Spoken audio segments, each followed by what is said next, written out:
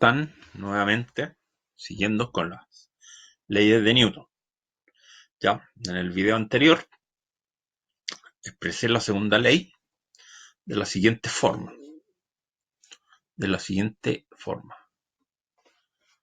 Veamos el color amarillo. Entonces, ¿cómo quedó? Bueno, la fuerza resultante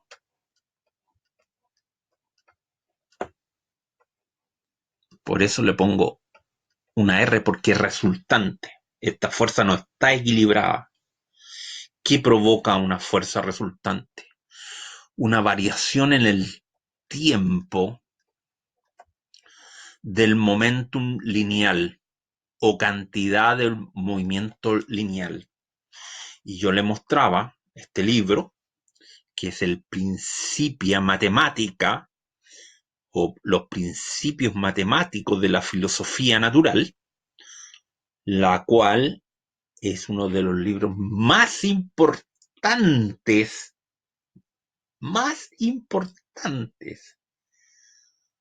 de la humanidad. Es decir, aquí está una de las obras más grandiosas del intelecto humano, que explica desde la caída de la manzana, desde el árbol, y que dicen que bueno, que es falso, pero sirve para la historia, que le cayó a Newton en la cabeza. Explica eso, como explica por qué los planetas se mueven alrededor del Sol, por qué bueno, seguiré después con la ley de gravitación, que es otro monumento del señor Newton. Pero primero estamos con las leyes del movimiento. Bien, y así como el maestro lo dijo, su ley 2, que la fuerza neta o resultante era igual a la variación del momentum, ahí está expresado matemáticamente, ¿ah? Ahí en la pantalla. Lo otro que le voy a decir, un detalle, que este libro lo compré en un persa por 500 pesos, estaba botado ahí, lo compré junto con otro que es fabuloso, que es la relatividad de Einstein, que justamente le viene a poner, digamos, algunas precisiones a este libro, pero ese es otro cuento. Lo importante es que esta obra magnífica la encontré por 500 pesos en un mercado persa. Bien, sigamos. Ahora, seguramente varios alumnos me están diciendo, profesor, pero ¿qué? ¿Y la aceleración? Momentito, le digo yo. Tranquilo. Veamos primero qué es lo que era delta P. ¿Ya? Delta P es la variación del momentum lineal, ¿no es cierto? Entre dos, en un intervalo de tiempo, ¿no es cierto? Pero ¿qué es lo que era al final? Era M por BF menos M por BI, ¿no es cierto?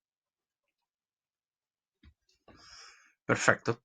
Todo esto vectorialmente, ¿eh? Una, dos, tres dimensiones. Pero lo que estamos haciendo aquí es una dimensión, pero yo lo pongo en general. Es válido para tanto una dimensión, dos dimensiones, tres dimensiones, etc. Muy bien. Ahora, le pedí a la mesa. La masa, como lo comenté al pasar, es una constante, es decir, no varía. Porque acuérdense que el ejemplo empezamos con la bolita. Supongamos que esta bolita es de acero, dijimos, una bolita de fierro, ¿no? También una bolita de billar. O sea, no se va desarmando, es decir, no va perdiendo masa. Por lo tanto, la masa es constante. La masa es constante. Por lo tanto, es el mismo número acá. La masa no varía. Entonces, factor común, sacamos factor común, BF menos BI. Correcto. O sea, delta P es BF menos BI. ¿Y qué es lo que era BF menos BI? En nuestras clases cinemáticas era delta V, ¿cierto? La variación de velocidad. Si ahora volvamos a nuestra... Esto sería M delta V, ¿cierto? Y partido por delta T, volviendo a nuestra original segunda ley de Newton. Y por lo tanto, los alumnos más perspicaces ya deben haber dicho qué es lo que es esto. En cinemática lo definimos. Esto es la aceleración,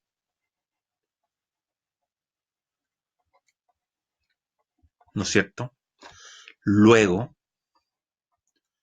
Fr va a ser igual a la masa por la aceleración. Y esto, jóvenes, es la versión moderna de la segunda ley de Newton. La versión, digámoslo así, porque tampoco Newton usó vectores, pero tenía la intuición de lo que era un vector. Digámoslo sinceramente. Yo hice un artificio para introducir primero el concepto de momentum. Entonces, esto es, digo, la versión moderna y la que vamos a utilizar. ¿Ya? Después volveremos al momentum cuando veamos choques y esas cosas. Pero no olvidar, el concepto de momentum lineal es muy importante. Y luego se van a encontrar más adelante con momentum angular, que también es importante. Muy importante de no olvidar. Entonces, la segunda ley de Newton expresada así me significa que cuando actúa una fuerza resultante, o cuando hay una fuerza resultante, esta es proporcional a la aceleración, ¿ya? Y esta proporcionalidad se vuelve una igualdad cuando la multiplicamos por la masa, ¿ya? Muy bien. Ahora, detalles. Vamos, este vídeo va a ser muchos detalles. Bueno, no lo dije en el video anterior, pero ahora lo diré. Si multiplicamos las unidades de masa por las unidades de aceleración, que esto sí lo conocemos, ¿no es cierto? Vale. ¿Qué es lo que es la aceleración? La variación de velocidad en el tiempo. Esto recibe el nombre de, o sea, esto es lo que le da esta unidad compuesta, es la medida de la fuerza, de todas las fuerzas, y recibe el nombre de Newton, en honor justamente a Newton. Y le vamos a poner una N mayúscula, ¿ya? O sea, un Newton es igual a un kilogramo metro partido por segundo cuadrado, ¿ya? Metro segundo cuadrado. Un Newton metro segundo cuadrado. Entonces,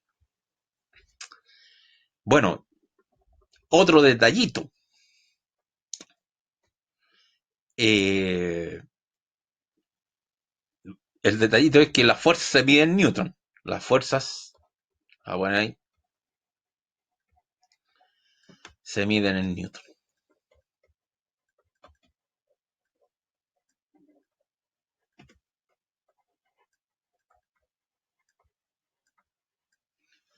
N, ¿ya? Es el símbolo de Newton. Entonces, voy a hablar ahora, antes de pasar a la tercera ley, que voy a hacer un video especial de la tercera ley,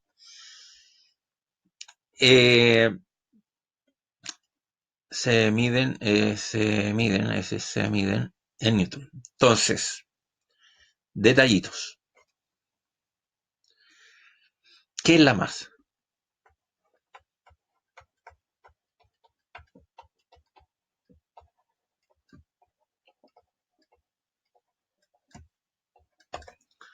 ¿Ya? Y les voy a decir una definición que aparece en todos los libros. ¿Qué es la masa? Ojo, ojo, no confundir con peso, que ya lo vamos a ver inmediata, casi seguida, pero tranquilo. ¿Qué es la masa? Bueno, la masa es la medida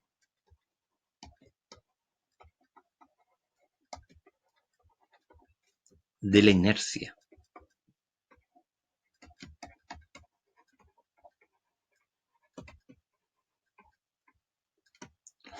La medida de la inercia. Pero me dejó igual. ¿Cómo? ¿Qué es lo que es la inercia? Ah,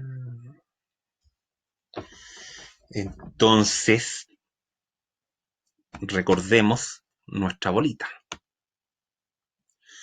que va moviéndose tranquilamente en línea recta y de repente cambio de color. Voy a poner en rojo ahora.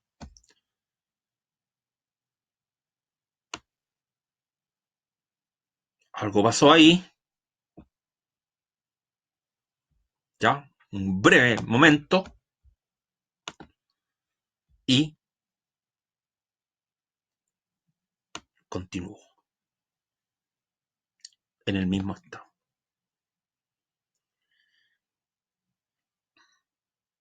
Entonces, ya,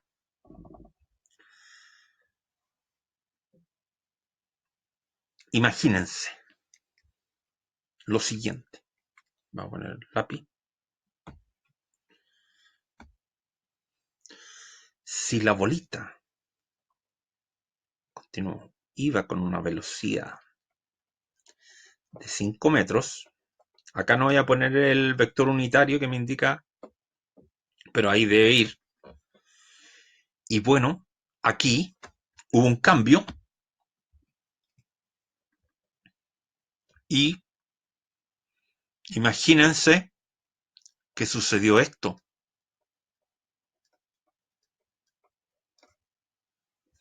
Luego,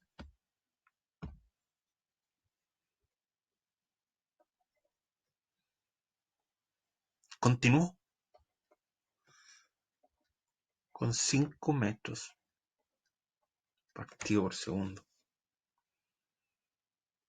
A ver, qué extraño. Es decir, iba hacia la derecha en un tiempo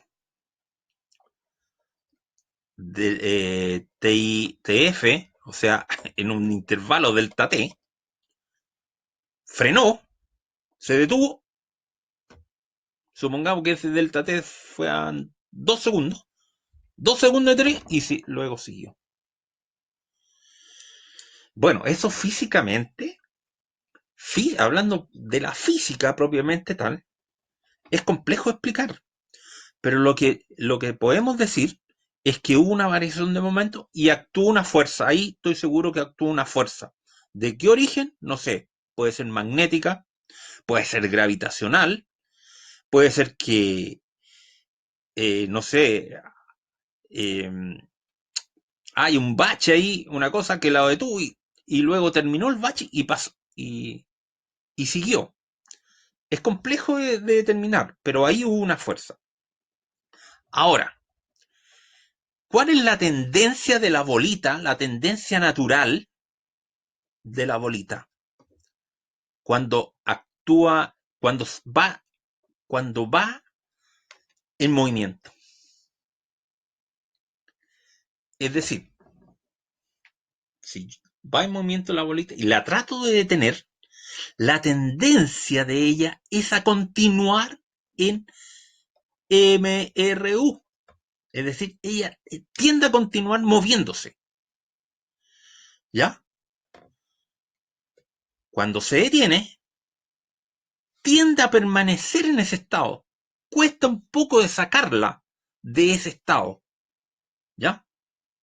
En ese caso, por ejemplo, la detuvo una fuerza magnética y de repente el imán se desconectó y le cuesta seguir, pero imagínense que alguien le dio un impulso para que siguiera con 5 metros partido por segundo. Es complejo eso, pero lo que quiero decir, aquí voy con todo eso, a explicar qué es lo que es la inercia. La inercia, porque estoy complicando más, es una tendencia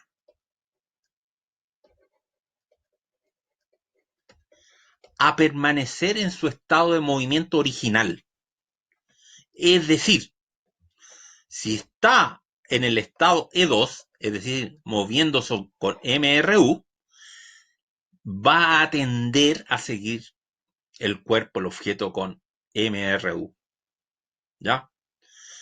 Al revés, si está en el estado 1, para el estado 1, reposo, la tendencia del cuerpo es a permanecer en reposo.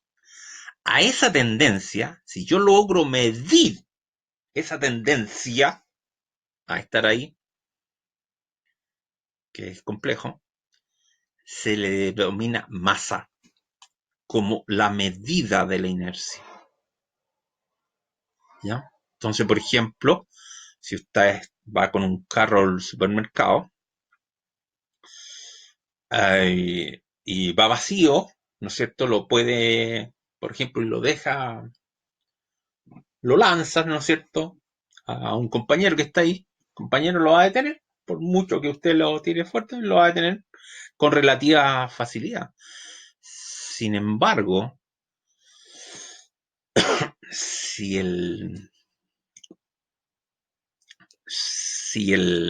digamos, el carro va lleno y le da un impulso, ya va a ser más difícil detener ese carrito porque la tendencia del carrito es a seguir en movimiento. Esto lo que está haciendo es detener esa tendencia. Por lo tanto, la tendencia es una manifestación de la masa, ¿ya? Yo sé que es relativamente complejo esto, pero tiene que ver, eh, o sea, tiene que usted ir tratando de adquirir estos conceptos. Bueno, también esto sucede cuando hay cambios de dirección, porque ¿qué es lo que es la primera ley? Acuérdese que dice que si no actúa en fuerza, usted va a tender a seguir en la misma dirección, si va moviéndose en la misma dirección. Y por ejemplo, cuando va el microbús en un auto, sentadito, y de repente cambia de dirección el autobús, ¿no es cierto? Usted tiende a seguir en la misma dirección que venía antes de que doblara. Entonces usted se golpea contra la ventana, ¿ya? Porque usted siempre va a tender a conservar estos estados de movimiento. Usted los va a conservar. Solamente los estados de movimiento son alterados por fuerzas. Por fuerzas. Entonces, cuando hay un cambio de estado de movimiento, ahí hay una fuerza involucrada. Muy bien. Detallito. Otro detallito. A la primera ley de Newton, vamos a otra página. A la primera ley de Newton, voy a poner acá.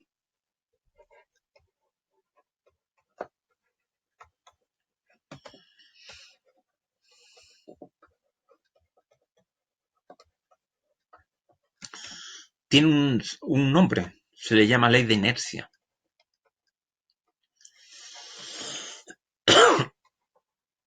De inercia.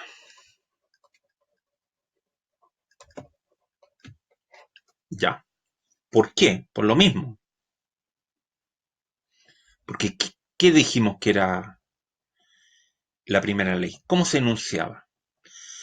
Si sobre un cuerpo no actúan fuerzas o éstas se neutralizan, el cuerpo puede estar en dos estados de movimiento excluyente, o en reposo o moviéndose en línea recta con rapidez constante. Por lo tanto, ¿qué le acabo de decir? Que si actúa una fuerza, tiende a cambiar el estado de movimiento, pero el cuerpo se resiste a ese cambio. Eso es la inercia. Y ese cambio va a ser más grande o sea, esa inercia va a ser más grande mientras mayor es la masa. Por eso masa e inercia, la masa es la medida de la inercia. Muy bien, excelente. Bueno, no sé si definir acá un sistema inercial. También voy a aprovechar todos los... Bueno, sistema inercial.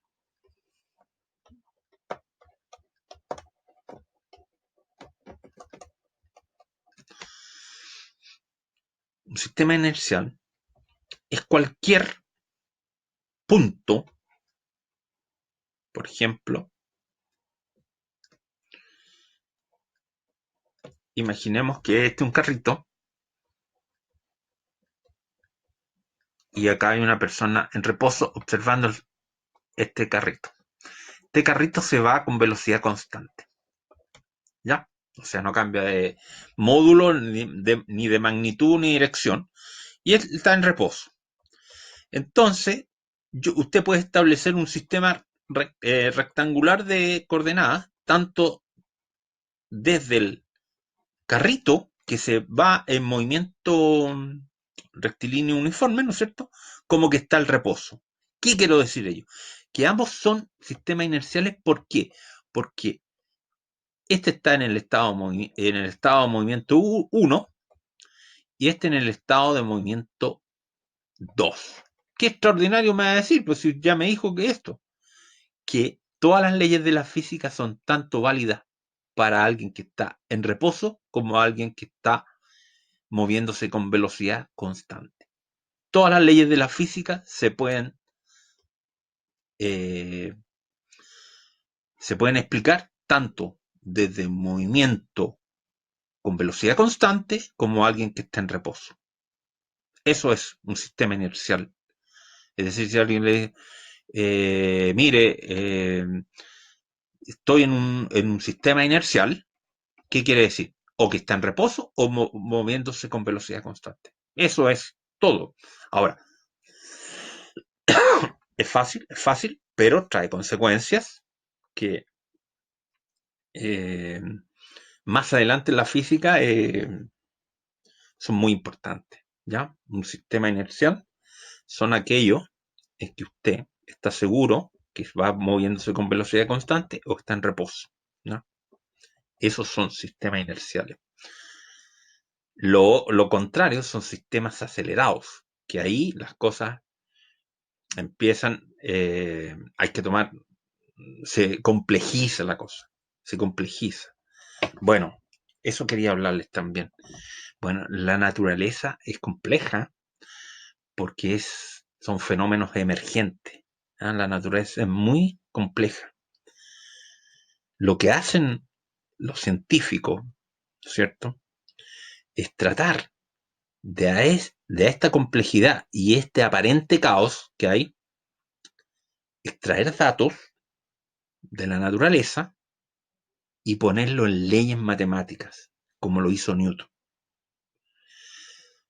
Y por lo tanto explicar un sinnúmero de fenómenos, no todos, porque hay mucha complejidad y hay un conocimiento vasto. De hecho, se piensa que el universo puede ser hasta infinito, no se sabe bien. Y hay una serie de fenómenos que se dan, pero ¿qué es lo que hace un científico? Toma los datos de la realidad, de la naturaleza, y los lleva a una ley. En este caso, el señor Newton ya nos ha mostrado dos leyes. La primera, la ley de inercia. La segunda no tiene nombre, no tiene nombre, pero se puede resumir modernamente como esto, ¿ya? Ah, detallito, otro detallito. Es una ecuación vectorial, por lo tanto, va a depender de cuántas dimensiones usted esté trabajando. Si están trabajando en una dimensión, es decir, un eje, va a quedarle muy facilito. Puede ser el eje X, el eje Y, ahí. Una dimensión, ¿ya? Si usted eje X, eje. Pero si está en 2D, usted va a tener dos ecuaciones, una en X y una en Y, ¿ya? Perdón, este X y este Y. Y si está en tres dimensiones, va a tener tres ecuaciones, también en el eje Z, ¿ya? Bueno, el eje Z, el eje X, adelanté,